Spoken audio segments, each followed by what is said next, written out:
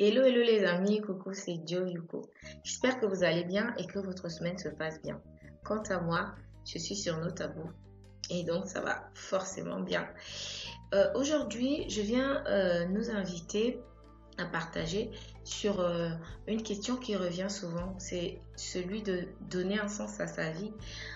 C'est quoi donner un sens à sa vie? Il y a quelques mois d'ailleurs, j'avais fait un petit partage là-dessus, si vous vous souvenez, sur donner un sens à son élan de vie. Et aujourd'hui, après avoir vécu une succession d'événements qui m'ont forcé à me poser justement la question, je viens échanger avec vous là-dessus et voir si réellement la vie a un sens et est-ce qu'on peut donner un sens à sa vie. Et donc, si vous êtes OK, je vous invite à aller voir si tous les jours, en voulant donner un sens à sa vie, on ne fait pas tout simplement fausse route. Allez, à tout de suite.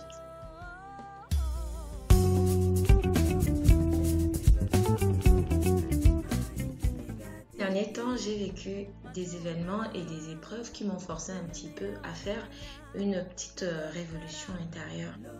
Une petite, même pas une petite, une grande révolution intérieure. Et je tiens à vous rassurer, hein, je vais beaucoup mieux qu'il y a quelques jours. La question du sens de notre vie commence généralement à se poser lorsqu'on se sent mal, lorsque nous avons une souffrance ou quelque chose qui nous dérange. Quand on est bien, en général, on ne se la pose pas. Si on se sent aimé, si on se sent entouré, on ne se pose pas cette question. Mais une fois que nous vivons un choc, un traumatisme, qui la plupart du temps vient faire jaillir en nous des émotions souvent négatives, on commence à se poser les questions. Donc, on repart avec les pourquoi. Je ne sais pas si ça vous rappelle quelque chose sur le biais que j'avais fait sur la peur. Et si après avoir lutté avec les pourquoi, on arrive finalement à se libérer des questions qu'on se pose, on se sent tout à coup beaucoup mieux, beaucoup plus léger. Et c'est ce qu'on appelle aujourd'hui transcender les situations, on en parle beaucoup. Mais c'est très très difficile à l'homme que nous sommes de se dire que la vie et les choses sont tout simplement ainsi faites. Et j'ai l'impression que nous sommes, nous les êtres humains, sur cette terre, dans notre bonheur ou dans notre malheur surtout, parce que pour l'instant, je n'ai pas vu que ça apporte beaucoup de bon. On est les seuls qui cherchons un sens à notre existence, un sens aux choses, un sens à ce qui nous arrive. Nous sommes souvent aidés pour ça par notre mental, par nos pensées, par le passé, par tout ce qu'on a emmagasiné comme bazar. C'est un souk où on trouve tout genre de babioles et des babioles à n'importe quel prix, des chers, des pas chers, des moins chers.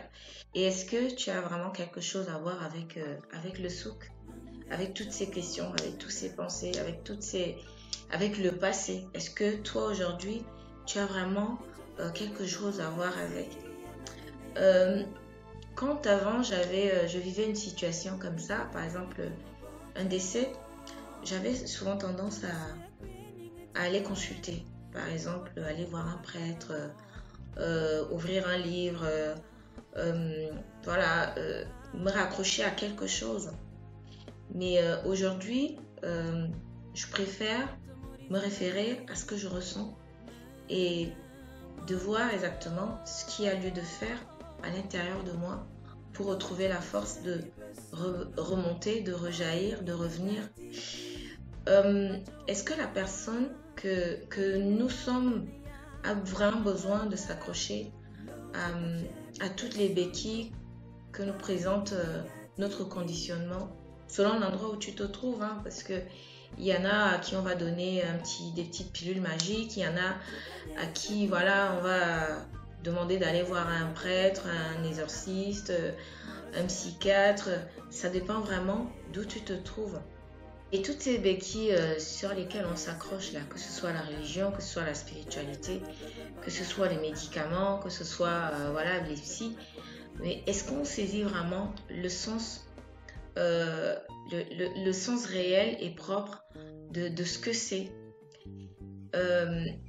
Nous sommes souvent si ignorants de nous-mêmes que on est prêt à faire tout et n'importe quoi pour s'accrocher à quelque chose. C'est beaucoup plus facile et ça nous donne aussi un sentiment de sécurité. Ça fait sens aussi de se dire, ok, je vais voir un prêtre, ok, il va me donner des versets, ok, je vais voir un psy, ou bien je vais voir, je sais pas, je vais aller à des réunions, des choses comme ça. Ça donne un sens, ça rassure, ça donne même aussi un sentiment d'appartenir à, voilà, voilà, un groupe de personnes qui sont dans les mêmes difficultés que toi. Et ça donne même aussi un sentiment d'immortalité parfois. Et en plus, si franchement on est dans la masse et que la masse adhère, ça nous rassure encore beaucoup plus.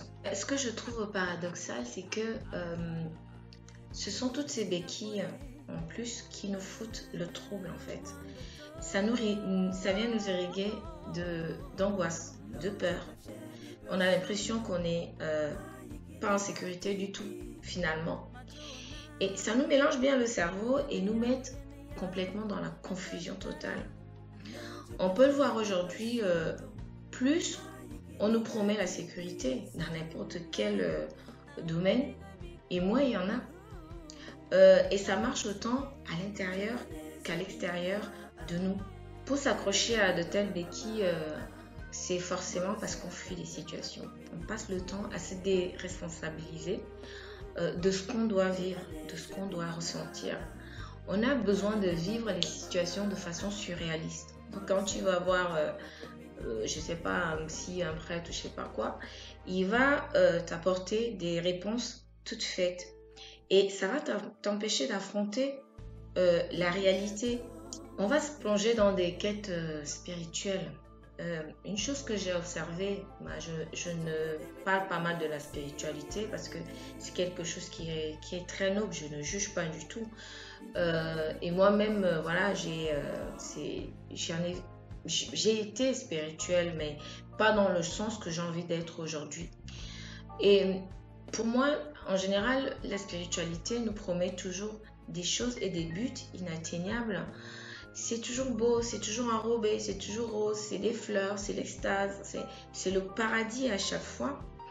Mais moi, je n'ai connu à travers cette quête, à travers la quête en passant par la spiritualité, comme elle est proposée aujourd'hui, que des illusions. C'est ça. Parce qu'à la fin de chaque épreuve que j'ai dû transcender, j'ai dû mettre de côté la spiritualité à un moment et d'aller trouver la force au fond de mes tripes pour pouvoir sortir de la situation en fait. J'ai dû aller chercher, à chaque fois puiser au fond de moi et pas par rapport à la spiritualité qui me proposait des choses voilà, superbes mais qui à la fin j'étais obligée de voir que ce n'était pas la solution finalement. Je sais qu'en parlant de la spiritualité, en ces termes, je vais m'attirer sur moi des foudres, mais voilà, j'espère que personne ne va rien prendre personnellement et que je ne parle que de moi, de mes ressentis et de comment moi j'aborde les choses aujourd'hui ou au jour le jour, parce que moi je vis au jour le jour et j'expérimente tous les jours. Je sais que ce n'est pas évident de lâcher facilement tout ce qui est spirituel parce qu'on a tellement accordé de l'importance à ça.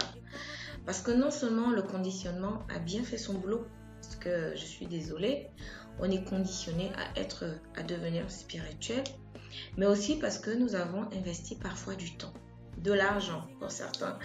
Et souvent malheureusement, c'est souvent beaucoup d'argent et on a aussi porté de l'attention, hein, donc T-E-N-S-I-O-N, et on n'imagine même pas faire autrement. toute notre vie est calquée sur le mode spirituel.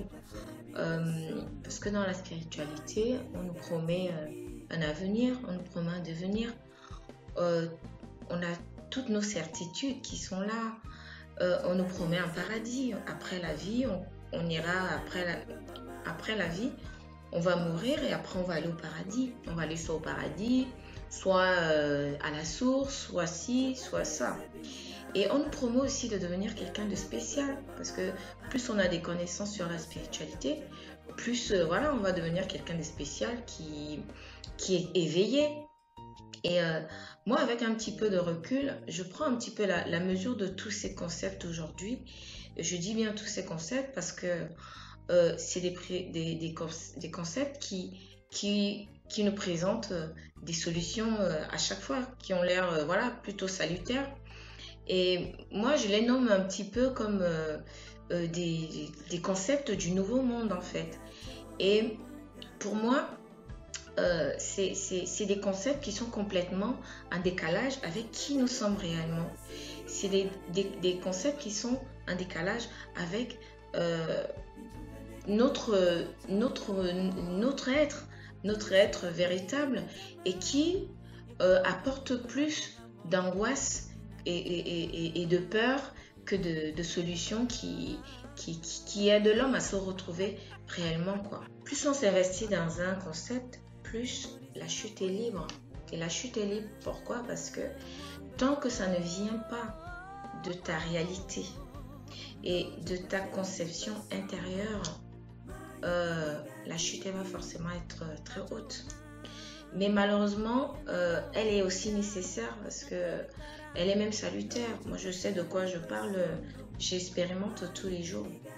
Et elle est salutaire et nécessaire, peu importe l'âge, peu importe le temps que ça nous a pris pour construire ce château de sable qui s'écroule.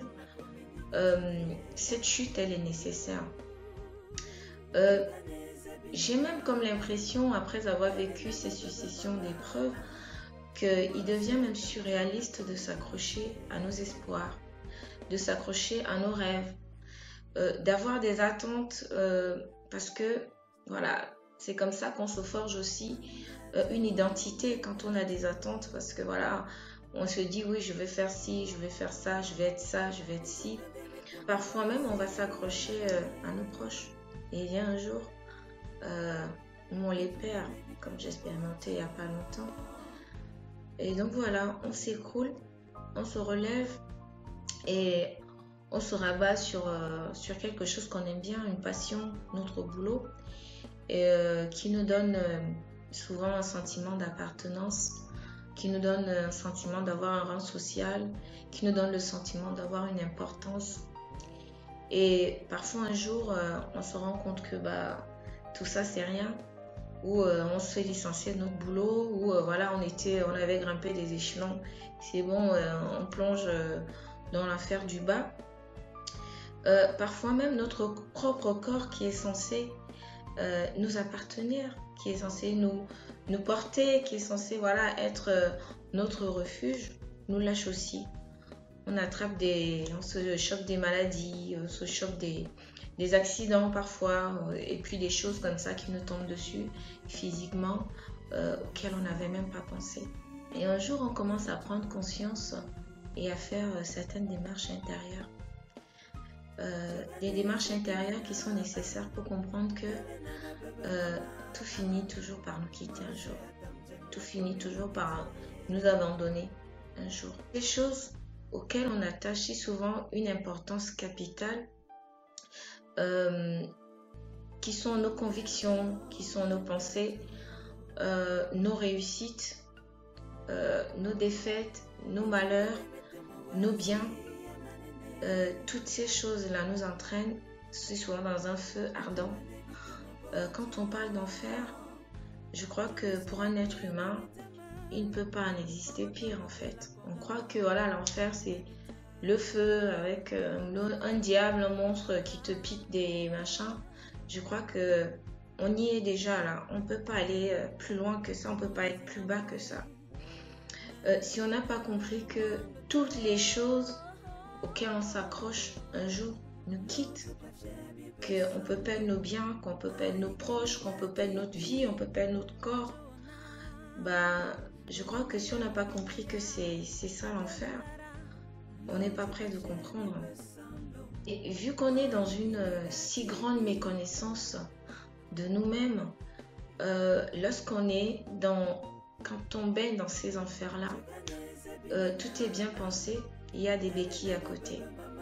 Et notre réflexe quand on est dans une épreuve, ce sera de prendre la première béquille qui va se présenter à nous, qu'elle soit belle, qu'elle soit moche, qu'elle soit solide ou pas. Et on n'en a rien à foutre. Vite, il nous faut quelque chose sur lequel s'accrocher, s'agripper pour sortir du feu. Mais le problème, c'est que tu sors du feu tout simplement pour retomber dans un autre feu.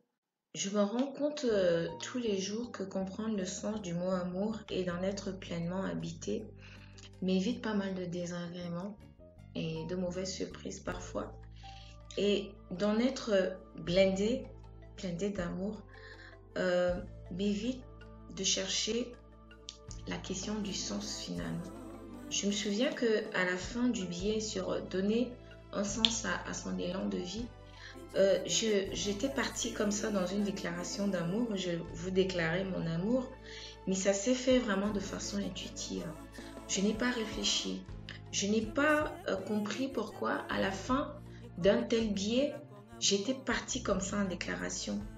C'est maintenant avec un peu de recul que je me rends compte à quel point en fait c'était fort et que en fait il n'y a que ça finalement. J'avais posé des questions au fur et à mesure du biais et à la fin je vous dis je vous aime, un point, c'est tout. Mais est-ce que justement c'est juste ça? Est-ce que le sens de la vie ce n'est que ça? Aimer, un point, c'est tout. Aimer t'emmène sans même que tu ne t'en rendes compte à te désidentifier, c'est clair. À te désidentifier de ce pantin de création cinématographique que nous croyons être en fait. Nous sommes des stars, nous tous, hein, parce que chacun joue un petit peu son petit rôle social là sans se rendre compte qu'en fait, il se croit dans un film, quoi. Et aimer, ça te fait te désidentifier de la femme, de la mère, de nos pensées, de nos malheurs, de nos diplômes, de nos connaissances, de notre passé, de nos émotions, qu'elles soient positives ou négatives, de cette personne que nous avons forgée, que nous a forgé notre conditionnement. C'est pas nous qui l'avons fait, c'est notre conditionnement et que l'on croit être. Tout ceci parce que quoi? Parce que finalement on a peur de quoi? De vous à moi, de quoi avons-nous peur? De juste mourir. Nous avons finalement peur de ce personnage qui disparaît, que s'il n'est rien en fait il va disparaître. Peur du vide, peur de notre propre lumière intérieure, peur de ne plus se poser de questions. Parce qu'on aime tellement ça, ça nous rassure de se poser des questions et nous, on a peur que du jour au lendemain, qu'on ne puisse plus se poser d'être dans les pourquoi, parce qu'on va s'ennuyer. Peur que les choses soient finalement si simples, parce que le comble chez l'homme, c'est que ça ait l'air simple. Quand c'est simple, ça ne le rassure pas. Donc, si on ne met pas de l'intellectuel dedans, si c'est pas un rapport de tel intellectuel qui a dit que, qui a créé que, qui est machin, bah on n'est pas rassuré. Donc il faut qu'il y ait de l'intellectuel dedans pour qu'on soit rassuré. Si c'est trop terre à terre, ça va pas. Au niveau du sol, ça ne passe pas du tout. Et pourtant, on se proclame tous les enfants de la terre. Mais une fois qu'il faut être au niveau de la terre, de revenir à son niveau, il n'y a plus personne pour l'incarner réellement. Pourquoi est-ce qu'on dit qu'on est les enfants de la terre? Pourquoi on le dit tous les jours? il faut se mettre au niveau de la terre pour vraiment comprendre ce que c'est que la vie finalement. Et pourtant, se rendre à l'évidence de cette conclusion peut beaucoup nous libérer. Se rendre à l'évidence que on n'est rien et que on n'est pas ce qu'on a construit, ce qu'on nous a fait percevoir, ce qu'on nous a fait croire. Ça peut nous libérer de nos angoisses, de nos doutes, de nos peurs, de nos souffrances, de nos attentes. Et ça va plutôt nous permettre de goûter à cet état de liberté qui est finalement de n'être personne et d'être juste. Et puis de laisser ce petit tyran qui est là à nous dire tu es ça, tu es ci, tu as ça, tu es machin. Il faut le laisser un petit peu de côté. De rentrer dans le je suis amour, cette chose qui est si évidente, qui est si grande et si petite à la fois et qui est si bon, avec une conscience mais énorme, puissante. Être conscient de nous-mêmes nous libère de la recherche d'un parcours typique, normal, je sais pas, de vie, de qui nous sommes, de qui on doit être, et puis de la question de nos souffrances et de tout ce qui nous arrive en général dans la vie.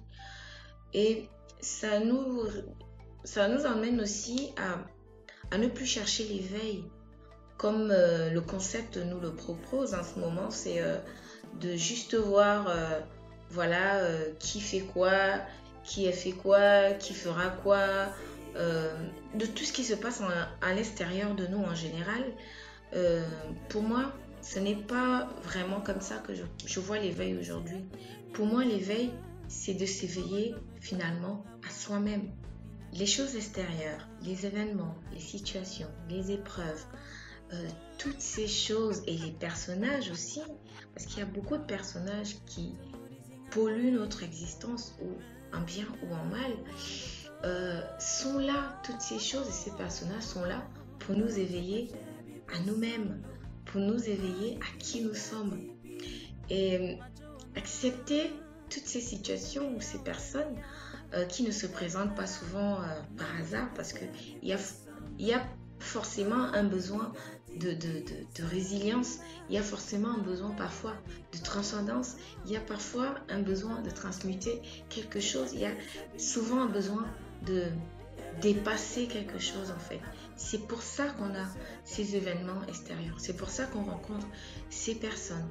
Et s'éveiller à soi, à soi-même, c'est un peu chaque jour se permettre de retrouver une certaine paix intérieure, et c'est une paix écologique parce que elle est durable.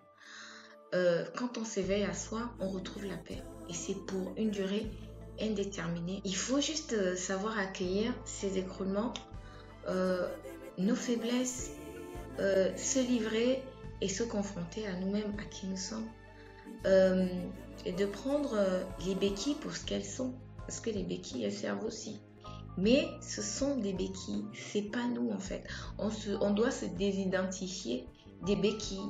On se doit de se désidentifier de l'éveil, du concept d'éveil, du concept de spiritualité, du concept de tous ces concepts-là. Il faut se désidentifier de ça et de nous prendre pour ce que nous sommes.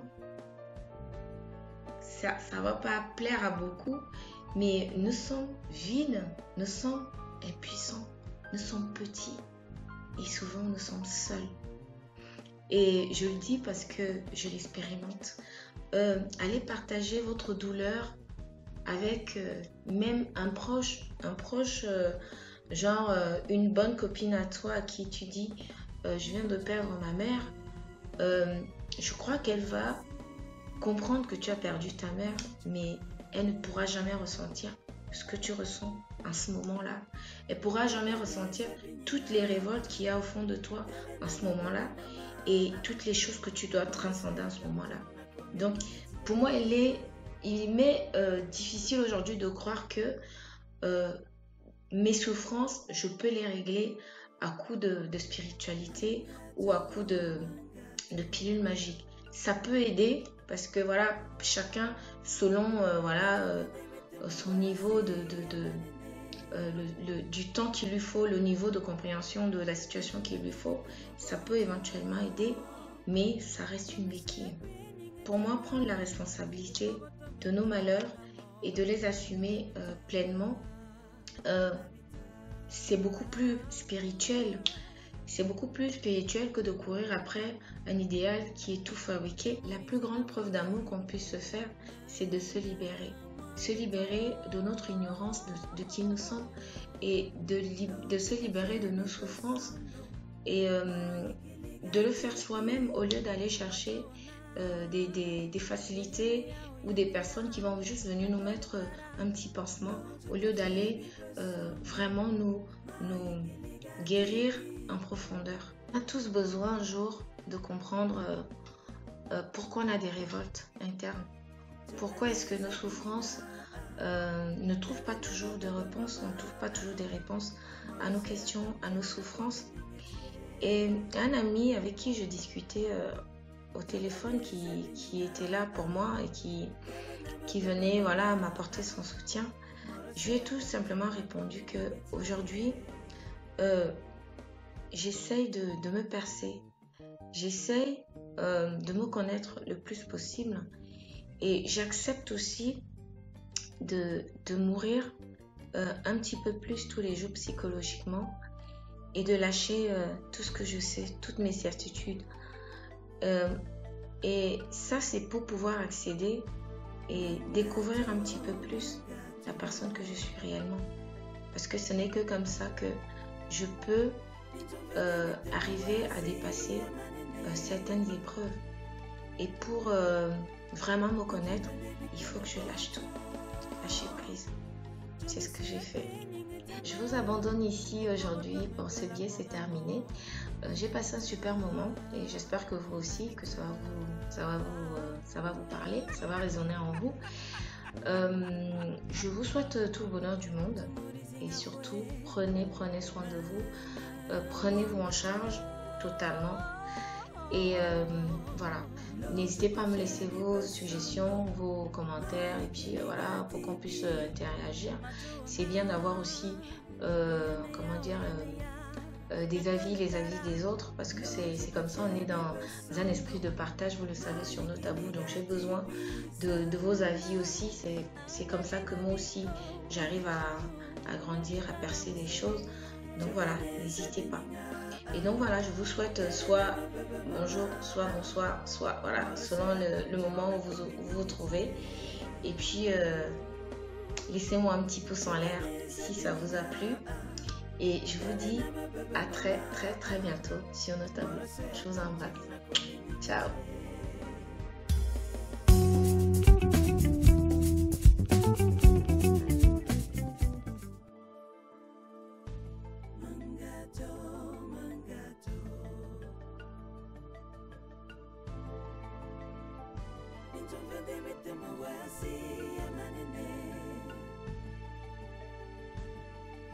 Into the baby, come about